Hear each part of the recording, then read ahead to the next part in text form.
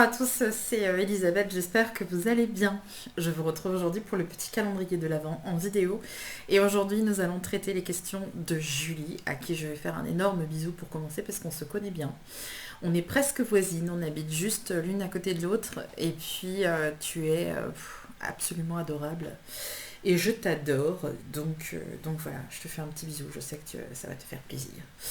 Et tu me disais ceci, est-ce qu'un jour tu peux parler de tes enfants à l'époque où c'était compliqué à l'école, avant de trouver leur voie, comment réussir à lâcher prise quand notre enfant refuse de travailler à l'école?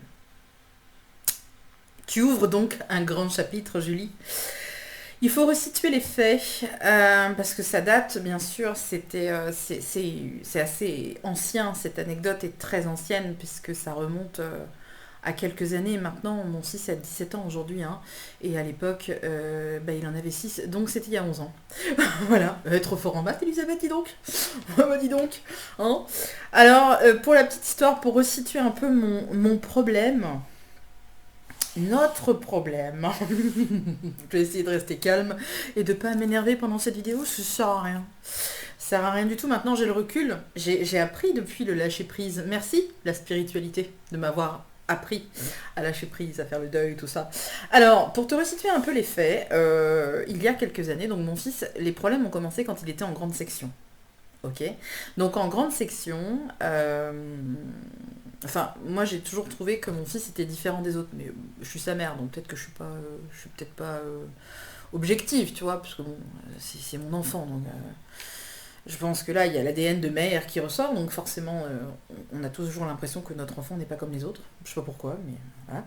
Enfin bref, mais donc les problèmes ont commencé en grande section quand effectivement j'ai été convoquée par la maîtresse, etc., pour me faire comprendre que en gros mon enfant était un petit peu à la bourre, hein, il n'avait pas une compréhension des exercices et tout ça, enfin voilà, il était très complexe. C'était vraiment très complexe, nous-mêmes on comprenait pas, donc... C'est-à-dire qu'il pouvait être super surprenant sur un exercice difficile, par exemple. Mais on lui proposait le même exercice avec un autre sujet et il échouait. Donc je me souviens d'un exercice qui avait rendu complètement perplexe l'instit, où c'était en grande section, hein, c'était pas non plus l'année du bac, hein, mais donc c'était des petites, c'était des marmottes. L'exercice des marmottes, qui pour l'éducation nationale, c'est le sésame. Hein. Si tu réussis l'exercice des marmottes, t'es un winner. Si jamais tu échoues, ça veut dire que t'es un problème, tu vois. Je vais pas faire de la publicité pour l'éducation nationale, là, hein, ça va faire mal. Donc, il y avait un exercice avec ces putains de marmottes, ok, qui faisaient du ski, je me souviens. Et donc, il fallait que l'enfant retrouve en fait la bonne marmotte avec l'ombre portée qui correspond à la marmotte. Mais pour embrouiller les gamins, ils avaient mis une marmotte avec un bonnet comme ça, l'autre elle avait qu'un bâton de ski, l'autre elle en avait deux et elle les tenait en l'air, enfin tu vois un peu le truc quoi. Hein. Donc c'est l'exercice qui détermine si ton enfant est bien construit ou pas. Ça se joue à une marmotte et à un piquet. Hein. Donc, mon fils, Guillaume, pour ne pas le nommer, a échoué complètement à cet exercice qu'il n'a pas compris, visiblement. Et j'avoue que moi-même, du haut de mes 39 ans, je comprends toujours pas l'enjeu pédagogique de cette putain de marmotte qui tenait un piquet comme ça. Mais bon, pour la maîtresse, visiblement, on était dans la merde totale. Je suis extrêmement vulgaire aussi, mais c'est parce que c'est un sujet qui me... Voilà. Hein. Le lâcher-prise est en cours. Je vais pas faire couler mon mascara. Bon, voilà. C'est pour vous dire que c'était un peu compliqué à l'époque. Mais donc, il fait le même exercice la semaine suivante, mais avec des voitures de course. C'est un petit garçon, il a 5 ans, on est dans l'époque Cars et tout, tu vois. Je pense que tout simplement, l'exercice des voitures, ça lui a un peu plus parlé que les marmottes font du ski, tu vois. Donc, il réussit l'exercice des voitures. Mais tu sais quoi, la blague? C'est que quand j'ai été convoquée avec la maîtresse et qu'elle m'a dit « Bah vous voyez là, il a réussi l'exercice avec les voitures alors que je pensais qu'il allait se vautrer. » Merci la pédagogie. C'est quand la prochaine réunion pédagogique, madame? Parce que... Et je vous signale qu'il est présent, il est à côté de moi. Donc, valoriser les acquis, c'est un truc que vous avez bien saisi, vous aussi. Hein. Mais bon, à l'époque, c'était différent. J'étais plus jeune, c'était il y a 11 ans. Donc, j'avais pas forcément la répartie et la manière de m'exprimer que j'ai aujourd'hui. Parce que j'ai pris en maturité, ça se voit pas, mais j'ai quasiment 40 ans. Je sais, j'en fais 25, mais... Bref, donc... Elle me dit ça, et moi j'ai envie de lui dire, mais c'est quoi le problème? Parce que donne-moi l'affiche, moi l'affiche avec les voitures, je vais pas réussir. Hein.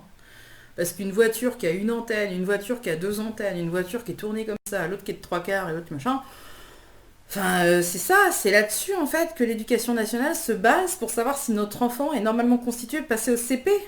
Putain, mais c'est terrifiant. Enfin bref. Donc j'avais conscience que effectivement il y avait des choses qui lui parlaient pas. Mais moi, à l'époque, je trouvais pas ça énorme. C'est ça qui est dingue, je trouve, parce que moi, ma première année de scolarité, on va dire que je ramène tout à moi, mais c'est un fait, ma première année de scolarité, pour resituer, on est en 84, puisque je suis née en 81, donc très logiquement, ma mère m'a mis à l'école, j'avais 3 ans, à peu près. J'ai pas dit un mot de toute ma scolarité, j'ai même pas dit ouf, rien. Que dalle, nada, ni bonjour, ni au revoir, ni rien du tout. J'étais traumatisée. Il y avait des fantômes qui se baladaient partout dans mon école. Il y avait un petit garçon mort à côté du vestiaire et il y avait des corps en décomposition par terre. Donc forcément, t'as pas envie de parler, hein, là, on peut comprendre. Eh ben l'instit, à l'époque, en 84, n'a pas dit à ma mère de toute l'année scolaire que je ne parlais pas. Aujourd'hui, on est en 2020. Un gamin en CP loupe un dessin et il a le droit à 10 ans de psychanalyse. Enfin, vous n'allez pas me dire quand même qu'on n'a pas fait le grand écart entre 1980 et 2020. Il s'est passé quand même un bug. Enfin, aujourd'hui, pour un oui ou pour un non, il faut un psy à un enfant, il faut un ergothérapeute s'il joue mal au ballon, il lui faut... Enfin, c'est quand même surmédicaliser les enfants. Par rapport à une marmotte. À quoi tient la vie, quoi? Je veux dire... La marmotte, quoi. Enfin, bref. Donc, effectivement, il avait des problèmes, il avait des troubles du langage, des troubles de l'apprentissage. Donc, de là, j'étais quand même consciente, hein, moi, pas complètement conne. Donc, je suis partante pour envoyer mon fils faire un bilan orthophonique. Trouble du langage. En même temps, sa mère est dyslexique. Donc, moi, je suis dyslexique plus. Et c'est incroyable, mais si, figurez-vous. Donc, les M, les N, les P, les B... Les J, alors le pire c'est les J et les G. Je vois toujours pas la différence aujourd'hui, hein, et j'ai 40 piges, hein, donc voilà. Mais j'écris des bouquins. Conclusion, avec une bonne correctrice, on fait des miracles. Bref, et puis avec Word. Enfin bon, bref. Et donc, il fait un bilan orthophonique. Je tombe sur une orthophoniste qui manifestement était vraiment minable. Je suis désolée, au bout d'un moment... Zéro pédagogie, hyper braque, hyper machin, donc ça va pas du tout parce que mon fils, il est tout tendre en fait, il est très doux, il est très sensible, je pense d'ailleurs que déjà à l'époque il était hyper sensible, et forcément s'il tombe sur quelqu'un de très très braque, etc., ça va pas le faire. Enfin je veux dire, aujourd'hui je comprends ça, à l'époque j'étais pas au même niveau, mais aujourd'hui avec le recul je me rends bien compte que si on prend les gens à l'affectif, surtout quand tu t'adresses à un hypersensible, si tu t'adresses avec lui avec violence, ça va pas marcher. Si tu t'adresses avec lui avec douceur, gentillesse, que tu le prends vraiment à l'affectif, etc., ça va le faire. Mais franchement, quand tu es orthophoniste, c'est quand même qu'à la base, tu savais que c'était prévu que tu travailles avec des enfants. Donc, si t'as pas un minimum de pédagogie, ça va pas le faire. Donc elle aussi va en réunion pédagogique. Merde. Bref. Donc on fait un bilan orthophonique et on met en place des séances d'orthophonie. Bon. Ça c'est bon. Ensuite donc mon fils passe au CP. Parce que après la grande section, CP. Donc il va au CP.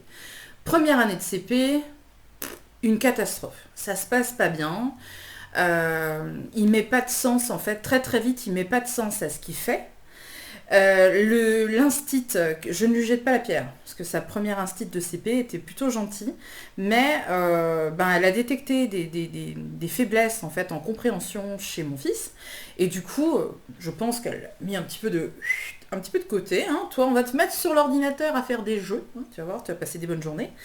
Et du coup, c'est vrai que mon fils, qui déjà était en manque de confiance en lui, manque d'estime de lui, se retrouve mis à part du groupe, donc là, blessure de rejet, allez, tout ce que tu veux.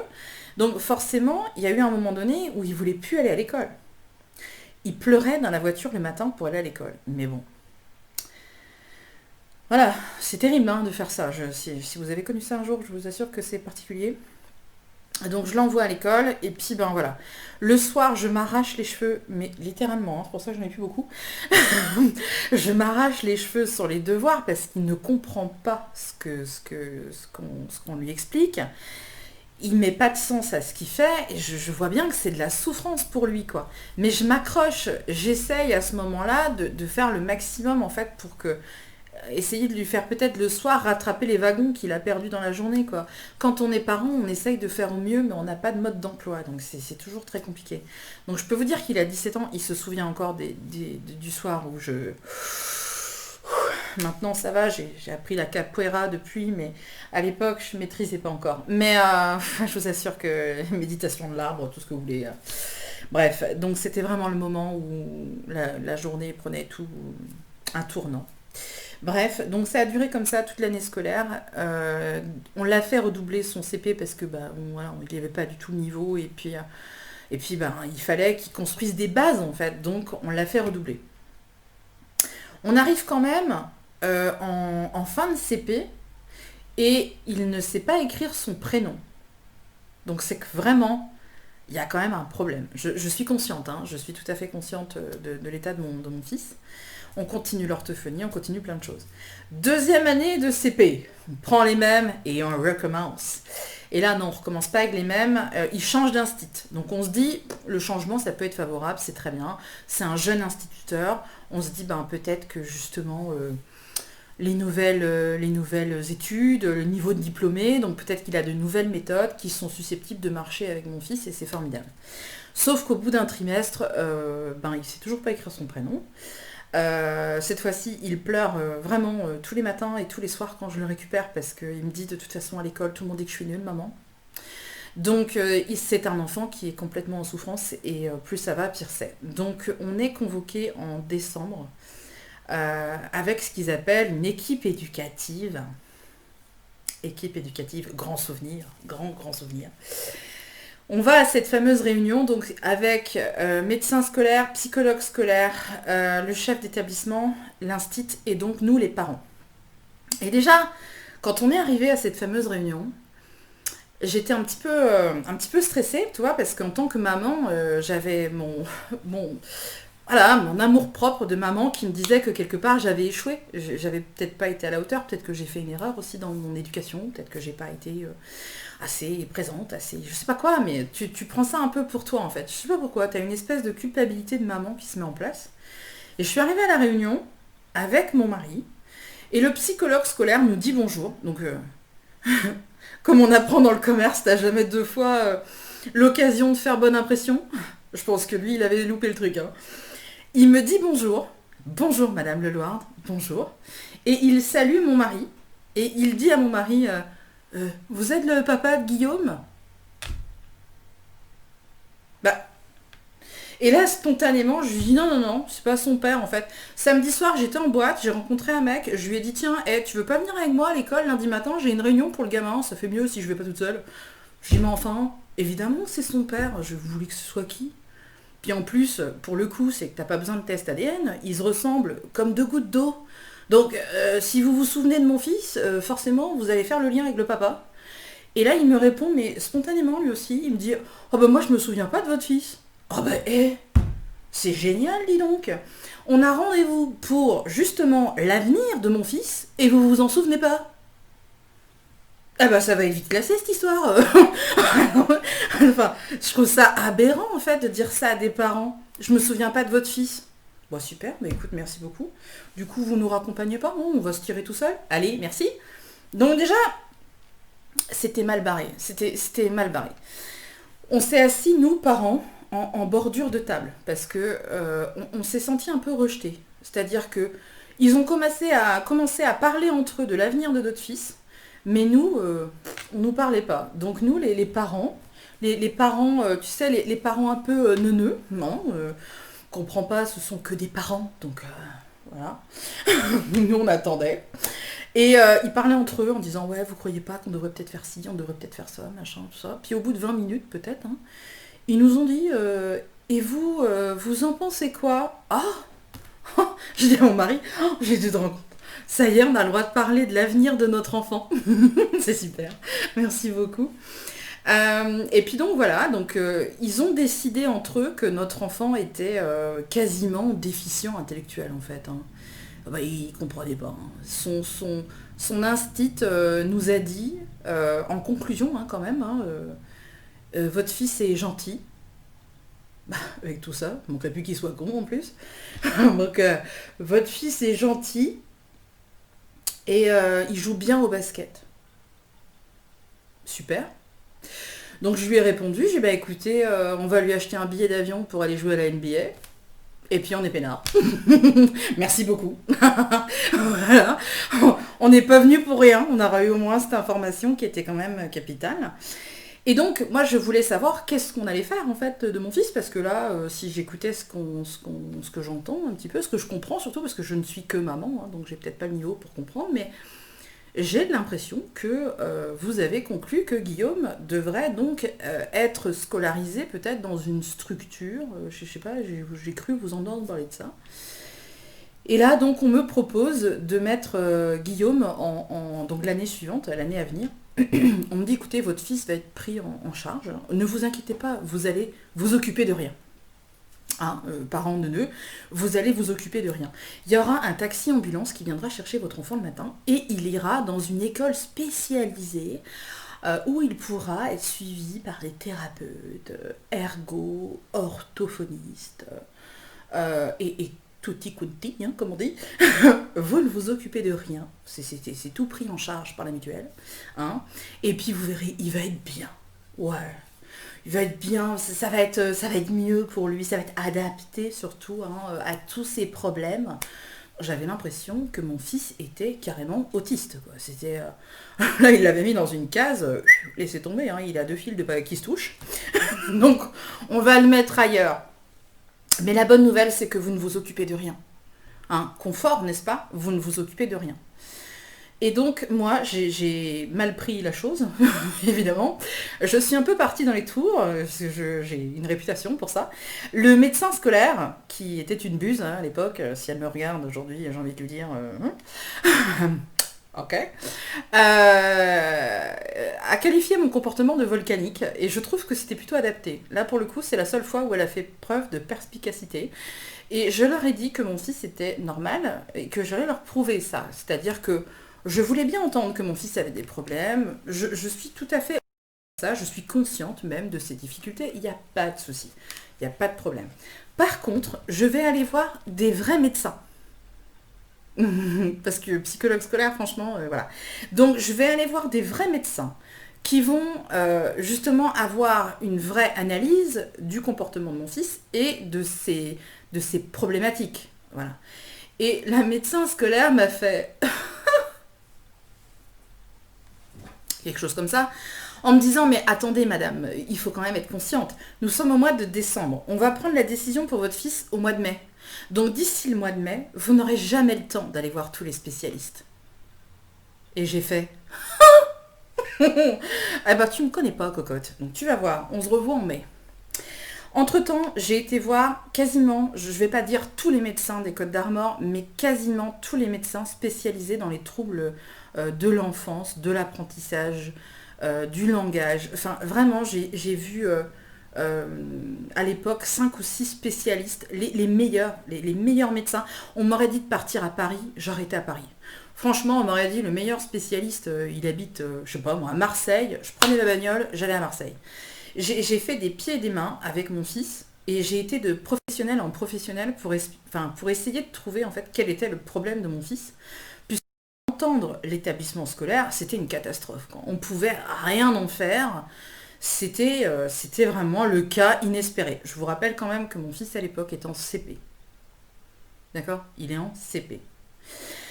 J'ai fait tous les spécialistes et ils m'ont tous dit la même chose. Il n'y a pas de solution pour faire travailler un enfant qui ne comprend pas ce qu'on lui demande. Et je trouve que la consultation la plus... qui m'a fait prendre conscience des choses, ça a été un vrai déclic, c'est quand j'ai été voir un pédopsychiatre avec lui. Il m'a vu pendant 30 minutes toute seule et après il a vu mon fils 30 minutes et ensuite on a fait un bilan de tout ça. Et je lui ai dit, je comprends pas en fait qu'il ne comprend pas ce que je lui demande. Il comprend pas en fait les consignes, il comprend pas, pour lui ça n'a pas de sens. Et le pédopsie, il s'est levé, il m'a pris un livre, il m'a donné en fait un livre, il m'a tendu un livre, je vais y arriver, il m'a tendu un livre en mandarin. C'était du mandarin. Il m'a dit, vous ouvrez le livre et vous lisez ce qui est écrit sur la page. Et j'ai ouvert le livre et c'était du mandarin. Je connais pas le mandarin. Et je lui ai dit, mais je ne peux pas lire. Il me dit, pourquoi? Je dis, parce que je connais pas le mandarin, j'ai jamais appris le mandarin. Il me dit, ce que vous demandez à votre fils tous les soirs, quand vous lui demandez de faire ses devoirs, c'est exactement la même chose que vous lui demandez. C'est comme si moi, je vous demandais de lire du chinois et que vous ne compreniez pas. Le problème ne vient pas de votre fils. Le problème vient de la méthode d'apprentissage qui ne lui correspond pas.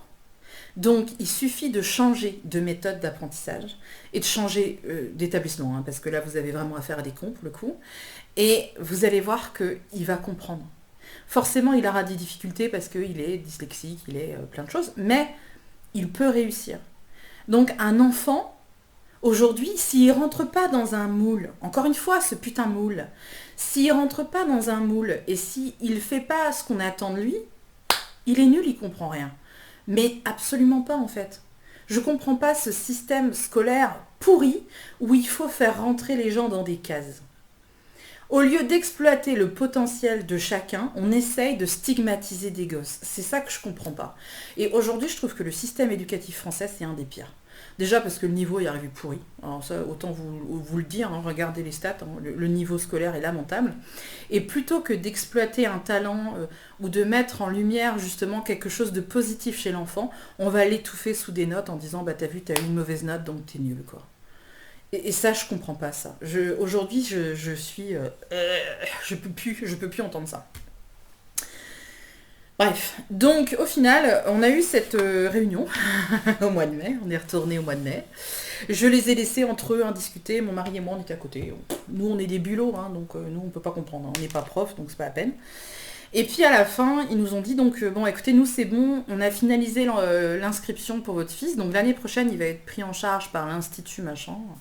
Ok, très bien. Vous avez des questions? Oh bah non, nous on n'est que parents, monsieur dame, donc on n'est pas instruits, on sait pas.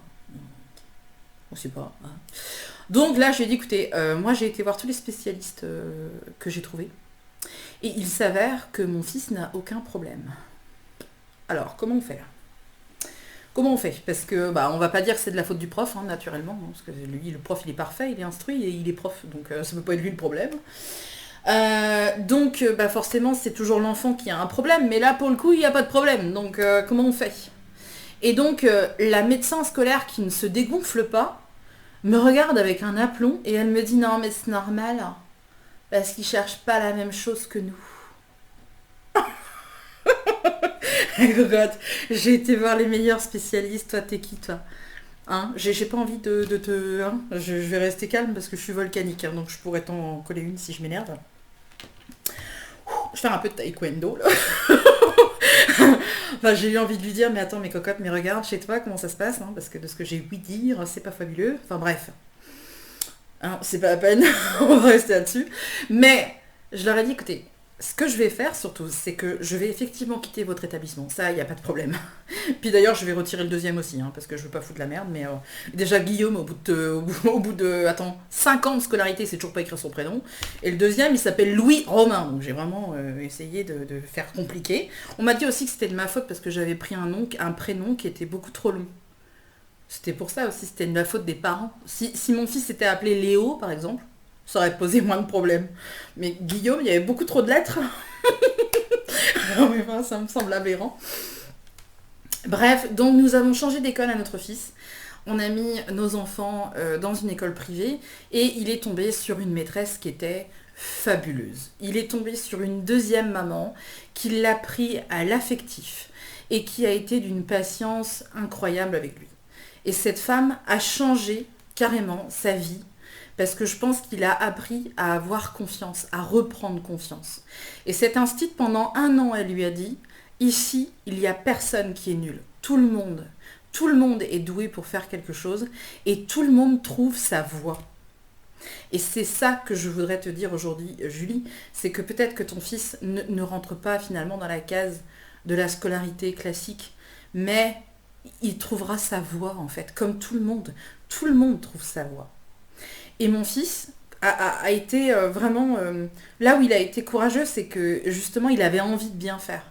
Pour faire plaisir à son instinct, pour nous faire plaisir, il avait envie de bien faire. Donc même s'il avait vraiment des grosses difficultés scolaires, il s'est beaucoup accroché. C'était un gros bosseur, il avait vraiment envie de bien faire.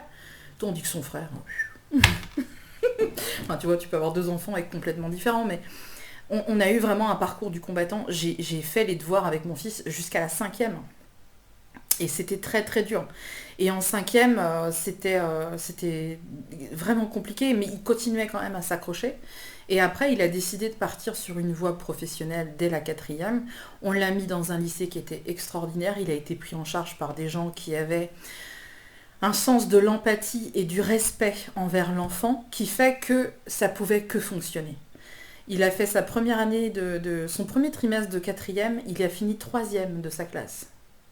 Et mieux que ça, 2 ans après, il a eu son brevet avec mention. Tu vois, en ayant un chemin aussi chaotique que ça au début de sa scolarité, avec des cons, manifestement, il a croisé des gens qui étaient complètement antipathiques. Je veux dire, c'est pas possible d'être aussi con, d'être autant fermé alors que tu es censé travailler avec des enfants. Enfin, au bout d'un moment, ça me... Voilà. Mais il a trouvé sa voie. Et aujourd'hui, il est à l'école, il est en train de préparer son bac et tout va bien. Il a des super notes, il est très apprécié, il est gentil, il a gardé cette sensibilité-là. Et ça fait de lui un jeune homme épanoui qui va bien dans sa vie, etc. Mais heureusement qu'on a été derrière lui quand même, tu vois, pour rien lâcher. Alors, on dit qu'il faut lâcher prise. Oui, mais enfin, je pense qu'il y a aussi lâcher prise et tenir bon, tu vois. Il faut un subtil mélange des deux. Mais surtout, faut pas se désespérer en tant que parent en se disant « Oh bah c'est foutu, qu'est-ce qu'il va faire ?» Mais qu'est-ce qu'il va faire? Mais attends, mais il va trouver sa voie un jour et il fera sûrement ce qui le rend heureux. Le principal, c'est ça. Il n'y a pas de... Si tous les jours tu fais quelque chose qui te rend heureux, c'est fantastique. C'est fantastique. Et puis quand il aura trouvé sa voie, c'est ça qui est magique. C'est quand on trouve notre voie et quand on parle de chemin de vie, c'est ça aussi. Quand on trouve notre voie, bizarrement, c'est plus facile. Tu vois, il est rentré en 4e avec des lacunes pas possibles, mais par contre, il avait pris une option il voulait être paysagiste déjà, il savait ce qu'il voulait faire, donc c'était formidable. Mais cette option-là l'a porté en fait. Tout l'a porté en fait. Tout était tellement mis en œuvre pour que son épanouissement en tant qu'individu, en tant qu'enfant, soit respecté, que ça pouvait que marcher. Donc, dis-toi ça, est-ce qu'il est dans le bon établissement? Est-ce qu'il est bien encadré? Est-ce que les instituts qu'il fréquente sont justement dans l'épanouissement personnel? Parce que tu sais, t'en as pas beaucoup, hein. Je t'assure que c'est vrai. Le respect de l'enfant, l'épanouissement, la valorisation des acquis, c'est du coaching, hein, quand tu accompagnes un enfant. Ok, moi, mon fils, il va me ramener une note, il a eu 16. Mon deuxième enfant a bien trop compris le système. Donc lui, il va me dire, ah t'as vu, j'ai 16 de moyenne en maths. Waouh, ouais, je suis un killer. Ouais, c'est vrai, t'es un killer. Par contre, en français... Mais bon, il a bien compris que voilà, il y a des choses sur lesquelles tu vas être très très bon. Moi, j'étais plutôt bonne en français.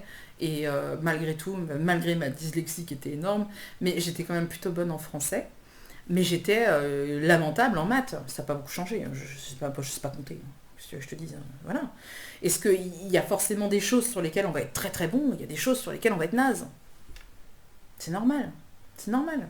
Donc ne panique pas. Demande-lui qu'est-ce qu'il aime faire. Qu'est-ce qui l'anime? Est-ce qu'il a une passion? Est-ce qu'il a quelque chose qui rêve de faire? C'est ça qui est intéressant. Très très tôt, en fait, nous, on a interrogé nos enfants sur qu'est-ce qu'ils aiment faire. Pour les diriger ensuite vers une voie professionnelle si nécessaire, mais sinon ça aurait été autre chose. Hein. Mais je préfère qu'ils apprennent un métier et que ça les rende heureux, plutôt que de rester visser le derrière sur une chaise et s'ennuyer. Pour moi, ça n'a aucun intérêt. Donc, aujourd'hui, en plus, on peut ne pas leur mettre la pression. Parce que je me rends compte aussi que tu as des enfants qui, très très tôt, vont développer un stress, une anxiété, etc. Alors que, finalement, pourquoi stresser, quoi? Aujourd'hui, Guillaume, il a choisi de partir dans le paysage, j'ai bugué, pardon. Dans les aménagements paysagers. Mais si demain il veut être plâtrier, il n'y a pas de souci, il y a des formations maintenant, tu peux changer de vie autant que tu veux, donc il n'y a pas de stress. Il y a quelques années, tu choisissais un métier et même si c'était difficile, tu étais obligé de te le cogner toute ta vie. Maintenant, bonne nouvelle, tu peux changer autant que tu veux. Donc là, il va être paysagiste, il veut être en tout cas paysagiste, il vient de se taper 15 jours de stage en décembre sous la flotte avec une température négative. C'est un bon test. Hein. Je le regardais rentrer le soir, je disais alors, ça a été ta journée? Ouais, c'était super, j'ai hâte de retourner demain. Bon, bah super. Mais si dans 4 ou 5 ans, il me dit finalement j'en ai ras-le-bol de planter des gazons, je veux faire autre chose, je lui dirais fonce. Fonce, vas-y, fais autre chose. Qu'est-ce que tu veux être? Tu peux être tout ce que tu veux aujourd'hui. Donc je vois pas pourquoi tout le monde se met la pression. C'est pas grave ça. Il n'y a jamais d'échec. Il faut faire comprendre ça aussi aux enfants très très tôt. Il n'y a jamais d'échec. Il y a de l'expérience. On a appris quelque chose. Tu vois, et c'est ça qu'il faut valoriser tout le temps. Et si tu es toujours dans un discours comme ça avec tes enfants, je pense que c'est beaucoup plus facile, tu vois, de les accompagner. Plutôt que de t'arracher les cheveux, comme j'ai fait il y a quelques années quand je faisais les devoirs. Aujourd'hui, tu vois, si ça serait à refaire, je pense que les choses seraient très différentes parce que la spiritualité m'a appris beaucoup de choses. Et du coup, j'ai changé. Mais le jour où j'ai eu mon fils, les notes de son brevet et le truc mention, je me suis dit, purée, j'ai pas fait ça pour rien, quoi.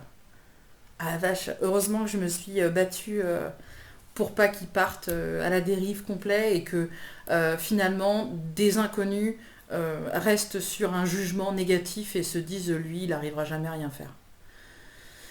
Tu vois, il y a des fois où j'ai envie de les recroiser, ces gens-là, et j'ai envie de leur dire, vous avez vu la bourde que vous avez faite? Alors, je sais hein, qu'il y a des enfants peut-être qui n'ont pas des parents qui sont combatifs et qui ont la naïveté de croire que si l'instit a dit, si le directeur de l'école a dit, c'est que c'est sûrement vrai. Mais non, il n'y a rien de vrai. Non, il n'y a rien de vrai. On est tous doués pour faire quelque chose. Voilà, c'est ça que j'avais envie de te dire, Julie. J'ai été très longue, hein, je suis désolée, cette vidéo va durer 30 minutes. Mais il fallait en parler et je suis sûre que ça va parler à des gens et ça va peut-être donner aussi de l'espoir à des parents, voire des fois à des grands-parents aussi, hein, qui me questionnent sur leur enfant. Aujourd'hui, les troubles de l'apprentissage, du langage, etc., ça n'a jamais été autant d'actualité. Rassurez-vous, y a des gens qui sont des grands chefs d'entreprise et qui ont un CAP en poche. Hein. Et oui, ça existe, c'est l'envie. L'envie, la détermination, c'est ça qu'il leur faut. Le reste, ça sert à rien. Pas grand-chose. Bon, ça sert un petit peu quand même, j'avoue, mais bon, voilà, c'est parce que je suis énervée. Je suis désolée, il fallait pas m'énerver avec un sujet comme ça. Voilà. Et ton fils, il est merveilleux, je vais te le dire au passage, que je l'ai vu il y a pas longtemps. Et ta petite aussi. Voilà. Et ça me fait plaisir quand je les vois parce qu'ils me regardent comme ça. Ils sont trop mignons. Je t'embrasse, Julie. Je te remercie encore une fois pour tout. Et puis, je vous retrouve demain, bien sûr, pour le petit calendrier de l'Avent qui se poursuit. À demain. Très bonne soirée à tous. Salut.